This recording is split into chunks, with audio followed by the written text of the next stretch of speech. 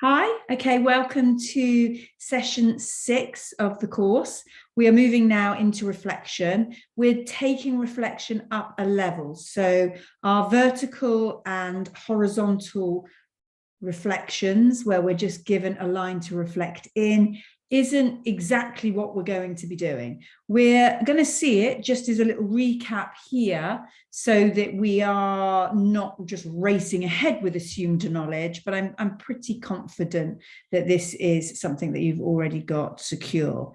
So when we're reflecting, we are basically taking a given shape and we are given a line of reflection, sometimes referred to as the mirror line.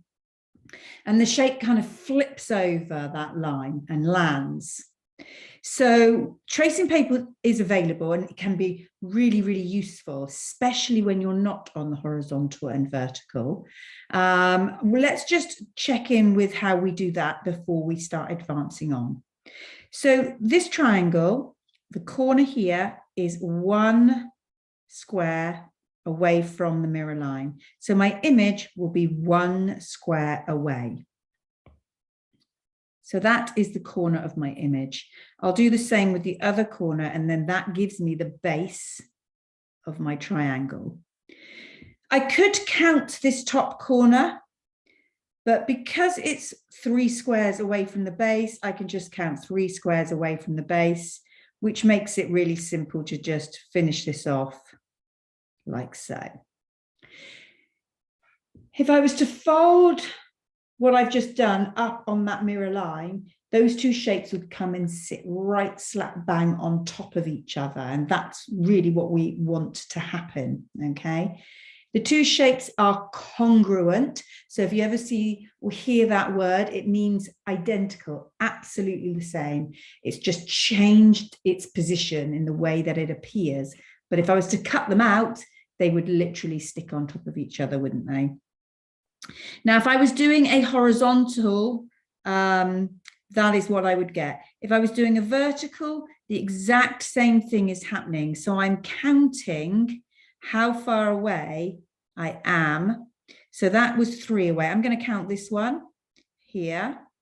1, 2, 3, 4, 5. 1, 2, 3, 4, 5. Once I've got a couple in, it's usually fairly straightforward from there. That's the triangle. And you just draw that in. And again, if I was to fold it up on that line, the triangles would come together and they would meet a treat. Okay. So let's just take a look. I'm just going to undo because I don't want that blue. We're going to take one quick look at what happens when we've got a horizontal line, because actually this is where I see most mistakes happening. And it is actually where the tracing paper can become really useful. I mean, it's difficult for me to demonstrate in the sort of format that we're doing this in. I'll try and describe what you would do, but it's not the same as seeing it, but I'll do my best. But you can do the count, but you've got to be really careful. Our horizontal and vertical lines were drawn on horizontal and vertical lines, which meant that we could just move around the horizontal and vertical grid. As soon as I go diagonal, this line here isn't on the grid anymore. It's at an angle on the grid. So my reflection is going to work in the same way. So I'm not going to be counting along the grid lines. I'm going to be counting through the grid lines. So here I've got to go diagonally through one whole square before I meet this line. So I'm coming out one whole square when I come out of the other end. So let's mark that on. And the same thing is going to happen here. I'm going through the squares because my line is going through the squares. Okay, so that's 2 through. So that's 2 through, which is putting me here. I'm going to do the same with this one here. So 1, 2, 3, and a bit, 1, 2, 3. That's going to put me 3 squares across from the one there. So that's there. And then I can draw through to make the triangle. You, as I've demonstrated, can easily count this through if you remember not to follow the grid lines. If you follow the grid lines, it will go wrong. The other way of doing it, as I say, is to use tracing paper, and that is allowed in the exam. What you would do with the tracing paper is place it over, trace your image, and then trace the line. And it's actually the tracing of the line that's the most important thing, because then what you'll do is you'll flip the tracing paper over and you concentrate on lining the line back up exactly. So the start and end line in position, and then wherever the shape is where it needs to be drawn.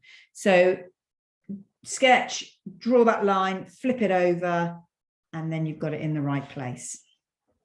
Okay, I've got a little bit of practice on that in the sort of final task, but it's not where we're sticking because we want to be up in those higher grades. So what we're actually going to do is take our reflection and move it onto the coordinate grid that we've got here. So that way I can start asking you to reflect in the y-axis, for example, or the x-axis. So if I had, and let's put a shape on. If I had a shape here, let's say, if I said reflect that shape in the y-axis, you would be reflecting it in that line there. If I said reflect in the x-axis, you would be doing it in this line here. So the lines are there, they're literally there, ready to be used. And it just depends on what they ask you to do as to what you do. And you then kind of ignore all the other lines that make up the grid. We could be asked to reflect in completely different lines. So for example, we could be asked to reflect in this line here. That line has its own special name. This has its own special name. This has its own special name. Even a diagonal line like this has its own special name. So there are an infinite number of lines that we could draw on this grid. Just the slightest movement changes the name of the line. So what we need to do, first of all, before we worry about reflecting, is learning how to name the lines. So we're going to do this by looking at the coordinates of one. So I'm going to put this line on here, and we're going to look at the coordinate there. If I look at that coordinate, I can see that it is 2, 3.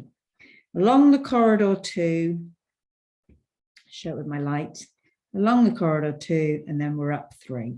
So 2, 3. If I choose another random one, let's do that one there. That is 2, 1. What about that one there? That's 2, -2. Hopefully what we're starting to see is that along the corridor is always 2 for that line. Okay, for that line, it is always 2. And it is the up and down that's changing. Well, along the corridor is how we remember to plot coordinates, but it's not the official name of the line. The line is the x-axis, and the number coming off the x-axis is the x-coordinate. So I've got my x-coordinate and then my y-coordinate, my along the corridor and up the stairs. My x-coordinate is always 2. And it wouldn't matter how small or big my grid was. My grid could be the size of a football pitch. The line would still be perfectly straight and every x coordinate would be 2. So we call this line here x equals 2. So if I wanted you to reflect a shape in the line x equals 2, that's the line you would have to know how to draw. So what if I put in a different line? What if I put in that one there? Do we know what that one is called?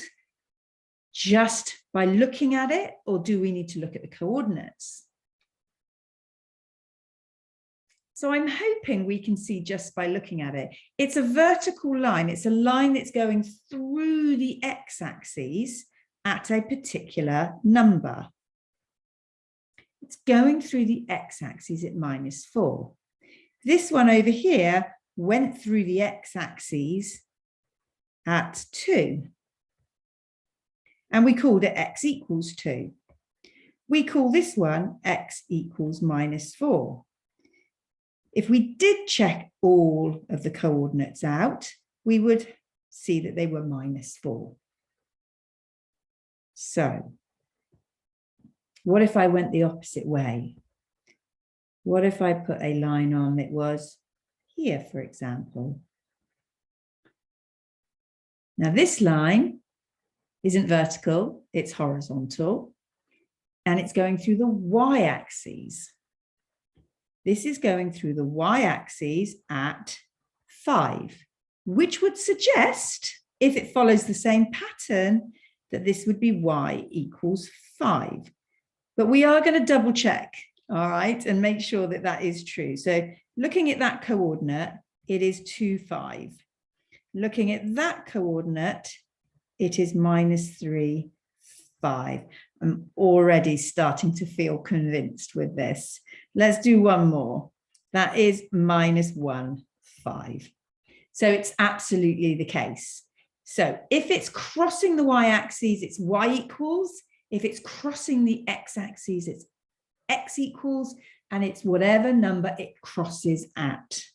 Okay, so let's rub this out.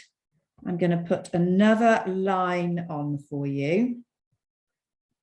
And I want you to tell me what it is. Oh dear, that was supposed to be straight. Let's try that again. There we go. What would you call that one? Nothing has changed apart from it's not on a perfect whole number. Okay, it's on the y-axis. It's not going through at 2 and it's not going through at 3. It's going through at 2.5. So this is y equals 2.5. And yes, there's no reason why they couldn't ask you to reflect in that line. Okay, right, let's do an actual reflection and see how we get on. So I want you to join in. Obviously, you've got the resources sheet, so you should be able to print out the axes. If you aren't able to, you don't have a printer, then you're probably going to need to draw yourself out a number of axes, because we're going to be doing quite a lot of work during this session and the next session, so it might be worth getting prepared. So what I want you to do on your grid is to copy in the position of this triangle here. And we are going to reflect that in the line y equals -1. So reflect in y equals -1, okay?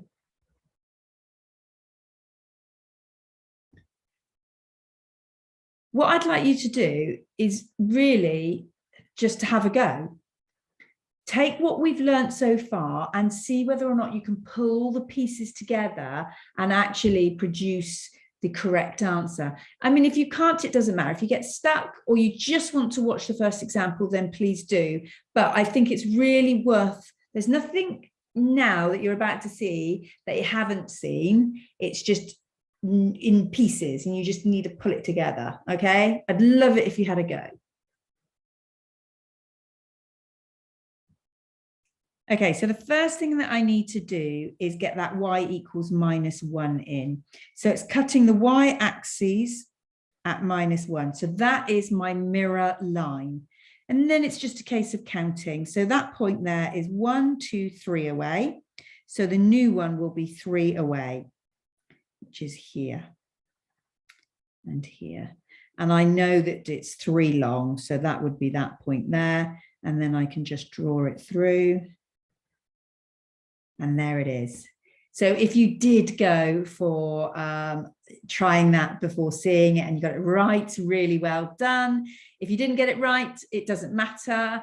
Hopefully you can see where it went wrong if it did go wrong. Most common mistake people make is they put the line in the wrong place. So it could be that you accidentally reflected it here. Okay, so it's just getting used to the new language that we're using, isn't it? But that is reflection pretty much in a nutshell. Let's do another one so that we can see this again before we just go for it in practice. So I'm going to, let's do a different shape. Let's do that shape. Okay, so copy that one in, and then I'm going to ask you to reflect that. So reflect, oh dear, I think I'm trying to write in straight lines. It's never going to work. Reflect, there we go, in x equals, what should we do? -1. Okay, have a go and press play when you're ready. So x equals -1 is here. And then if we count, we're 1 away, which puts us right on this y-axis here. There we go. And then we just need to draw that in. Mine has gone a little bit skew with, hasn't it? It could be better, but it demonstrates what we're trying to achieve. Hopefully, if you got that right, well done. Let's do another question. So what are we looking at? Let's do this one. And I would like you to reflect in x equals -3.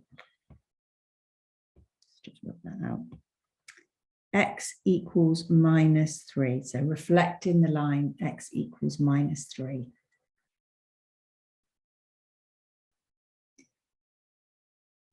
Okay, so x equals -3 is here. I am 2 away, so I'm going to be a 2 away. And you can already see I have written a rubbish question because we're falling off the grid. Never mind, we'll do our best with it. Off the grid, on the grid, and round. Okay. If you go off the grid in your GCSE, you can't be thinking, oh, the examiner has written a rubbish question, because he's not going to.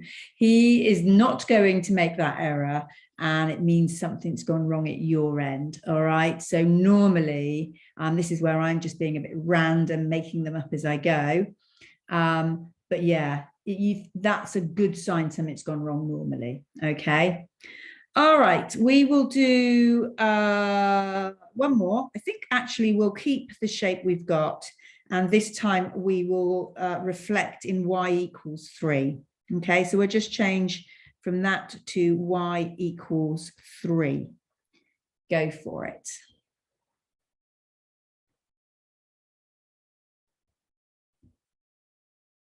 Okay, so y equals 3 is here, which means that the reflection is literally happening on that edge of the shape. There's no counting to the line because we're literally on the line.